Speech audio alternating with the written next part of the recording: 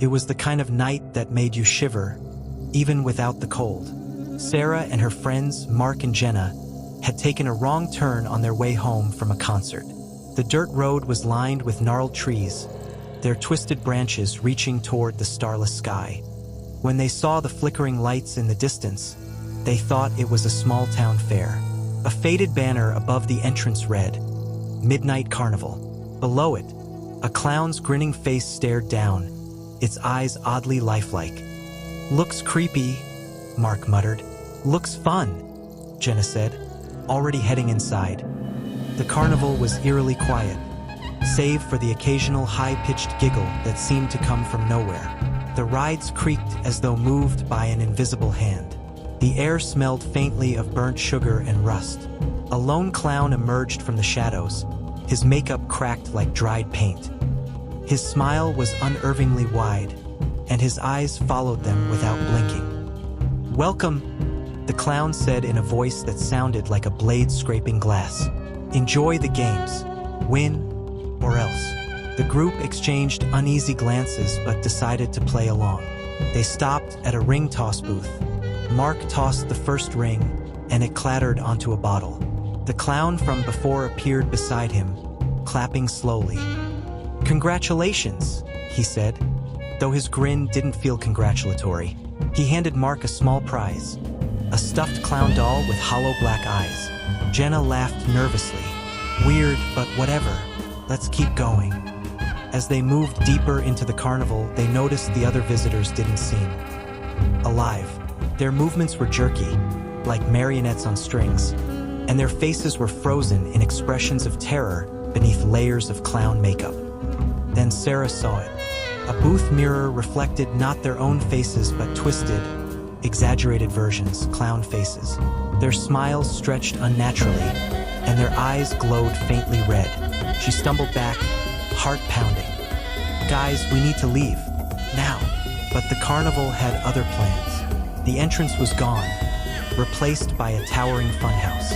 Its walls were striped in faded red and white, the paint peeling like old skin. A sign above the door read, "Laugh till you die." Mark grabbed Sarah's arm. "It's just a trick. Let's go through and get out the other side." They stepped into the funhouse, the air thick with the scent of mildew and decay. The hallways twisted impossibly, leading them in circles. The laughter started soft, echoing through the halls, but soon it grew louder, more distorted. The clown appeared again, blocking their path. Only this time, his smile split wider, his teeth sharp and stained. His arms stretched unnaturally long as he lunged toward them. They ran. The walls seemed to close in, the floor shifting beneath their feet. Mark tripped, and when they turned to help him, the clown was already there, dragging him into the shadows. His screams echoed, then stopped abruptly. Sarah and Jenna burst into a mirrored room. Each reflection showed them as clowns, their painted faces laughing maniacally. Jenna stared too long, and her reflection reached out, pulling her into the glass. Her muffled screams were swallowed by laughter. Alone, Sarah sprinted through the maze, the laughter following her. Finally, she burst through an exit and found herself back at her car. She collapsed into the driver's seat, her hands trembling. The carnival was gone, replaced by an empty field. But when she looked into the rearview mirror, her own reflection grinned back at her, the wide, painted smile of a clown. And somewhere, in the distance, the laughter began again. It was a small, run-down town with little to its name except for a decaying amusement park on its outskirts. The townsfolk whispered stories about Giggles the Clown, a forgotten carnival performer who vanished decades ago. No one dared venture near the park after dark, but curiosity had a way of pulling the unwary in. Danny, Megan, and their younger brother Alex were new to town. Bored and desperate for adventure, they decided to explore the abandoned amusement park one foggy October evening. The gates stood open, rusted hinges creaking as the wind pushed them back and forth. Faded posters of clowns and attractions peeled from the walls. Alex, the youngest, clung to Danny's arm. "Are we really doing this?" Alex asked, his voice trembling. "It's just a bunch of old rides," Danny said, stepping inside. "What's the worst that could happen?" As they wandered deeper into the park, they noticed the rides weren't as lifeless as they first seemed. The carousel spun slowly, its lights flickering. A Ferris wheel groaned as though it had been nudged into motion. Megan stopped when she heard faint music, the kind of warped carnival tune that made your stomach twist. "Guys, this isn't right," Megan said, pulling Alex closer. Then they saw him.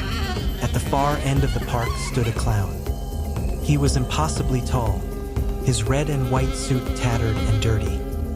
His face was painted in streaks of red and black, but his eyes, they weren't painted. They were sunken and hollow, like two pits that stared into the void.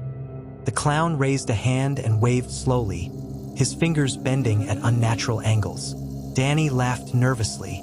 "It's probably some guy messing with us. Let's just go," Megan urged, pulling them toward the exit. But the gates were gone. In their place stood a circus tent, its colors faded and frayed. The clown was now much closer, though none of them had seen him move. His painted grin stretched unnaturally wide, and the air felt heavy, like the weight of hundreds of unseen eyes pressing down on them. "Run!" Megan screamed, yanking Alex's arm. They darted into the tent, desperate to find another way out.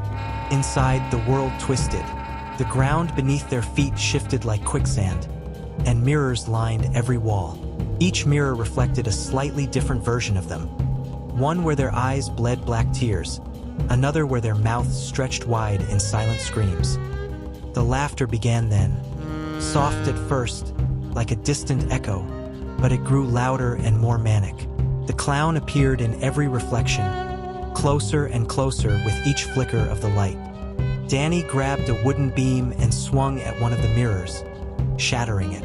But instead of freeing them, the glass shards crawled along the floor like insects, reforming into smaller mirrors that reflected the clown's face over and over again. "Join the show," a voice boomed, deep and guttural. "The world needs more laughter." Danny turned to see Alex standing perfectly still, staring at a small clown figurine he'd picked up. The figurine's painted smile matched Alex's new one. His lips curled upward, stretching until the corners of his mouth split. Blood dripped down his chin as he began laughing, a sound that didn't belong to him. Megan screamed, pulling at Alex, but he wouldn't budge. His skin turned pale, and his eyes grew wide and glassy. Danny grabbed her arm, dragging her away, but she stumbled into another mirror. The glass rippled like water and sucked her inside. Danny was alone now, the laughter deafening. The clown loomed over him, bending at the waist so that its hollow eyes were level with his. "Why so serious?" the clown hissed, its breath reeking of decay. "Don't you want to smile?" Danny tried to scream, but his lips wouldn't move. Instead, he felt them stretch wider, his skin splitting painfully as the clown forced a grin onto his face. His reflection in the nearest mirror showed him now, a painted monstrosity, forever smiling. Days later, the amusement park gates stood closed once more, silent and empty. But if you listened closely, you could hear faint laughter echoing through the fog. Tommy had always been afraid of clowns. His parents didn't understand it, brushing off his fear as childish nonsense. They even thought it was funny to decorate his room with circus posters, balloons, and a bright red clown lamp on his nightstand. But Tommy knew better. He knew something wasn't right about clowns. He could feel their eyes on him even when no one else could. It started the night after his 7th birthday. He woke up to the sound of faint giggling, high-pitched and raspy, like someone was trying to stifle a laugh. First, he thought it was a dream, but then he heard it again, coming from under his bed. Tommy froze. His heart pounded as he stared at the ceiling, too afraid to move. The giggling grew louder, joined by the sound of shuffling. He gripped his blanket tightly, willing himself to believe it wasn't real. "Tommy," a voice whispered, low and sing-song. "I see you." His breath caught. He peeked over the edge of his bed, his eyes scanning the darkness below. At first, he saw nothing. Then, two glowing red eyes stared back at him. Tommy screamed, leaping from his bed and running to his parents' room. His dad sighed, annoyed. "There's nothing under your bed, Tommy. Go back to sleep." "I heard it. It's real," Tommy insisted, tears streaming down his face. His mom led him back to his room, turning on the lights. She crouched down and lifted the blanket. "See? Nothing here." But Tommy noticed her hesitate, just for a moment, her eyes darting to the shadows. She didn't say anything, though, and kissed him goodnight before leaving. The next night, it got worse. Tommy woke up to the feeling of something cold brushing against his foot. He yanked it under the covers, his pulse racing. The giggling returned, louder this time, followed by the sound of nails dragging along the wooden floor. "Tommy, come play with me." The voice cooed.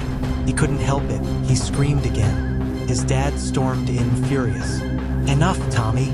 There's nothing here." He checked under the bed again, yanked open the closet, and even looked behind the curtains. "Go to sleep or else." Tommy didn't sleep.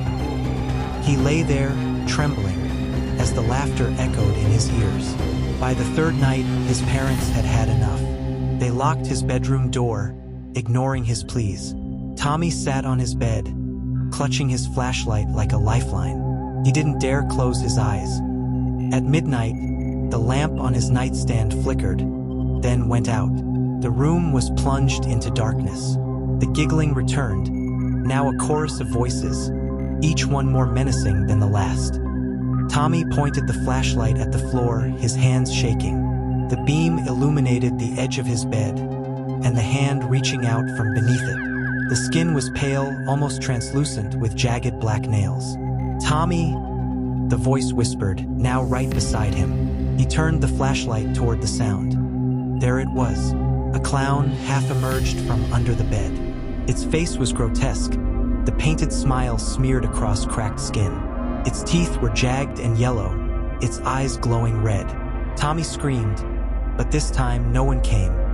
The clown lunged, pulling him down, its cold, bony fingers wrapping around his ankle.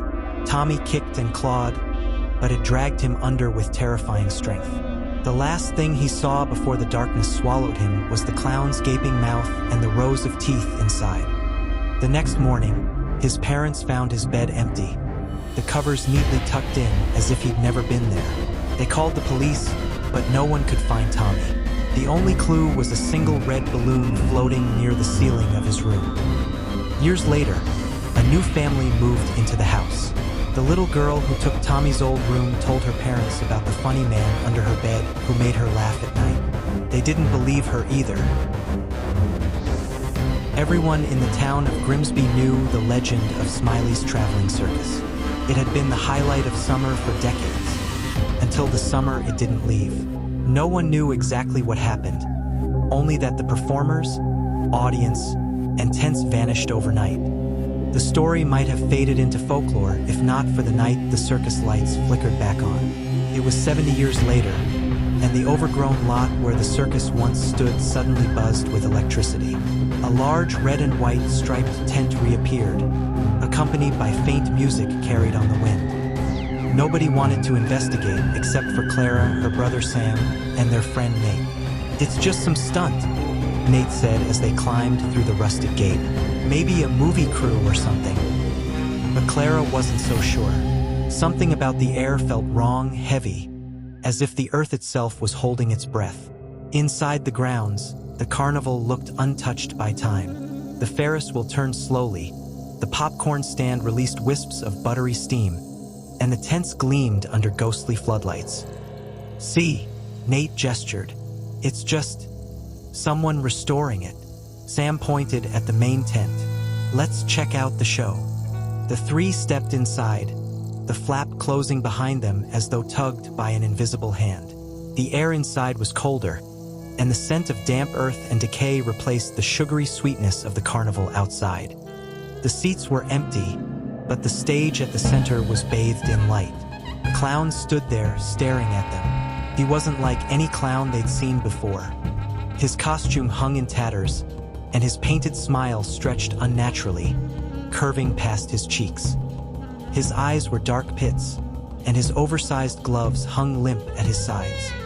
"Welcome," the clown rasped, his voice echoing unnaturally. "You're just in time for the show." Clara tried to back away, but the tent walls were gone, replaced by an endless void. "Sit," the clown ordered, and they found themselves falling into seats that appeared beneath them. Other clowns shuffled into view, each more grotesque than the last. Their movements were jerky, like broken marionettes, and their laughter sounded wet, gurgling.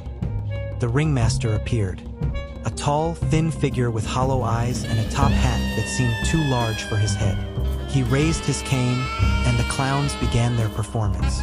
At first, it seemed like a typical routine, juggling balloon animals, but the objects they tossed weren't balls. They were human skulls.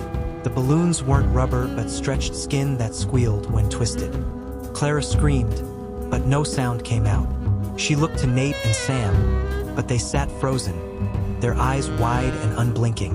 The ringmaster grinned at her. "Our audience needs a little participation." Clara's chair lurched forward, dragging her into the center of the ring. The clowns surrounded her, their painted faces peeling to reveal fleshless jaws. One held out a mirror, forcing her to look at herself. Her reflection grinned back, her face smeared with white paint and a crimson smile that wasn't her own. "Now," the ringmaster said, leaning close, "you're part of the show." The last thing Clara saw was the audience, rows of silent, staring figures.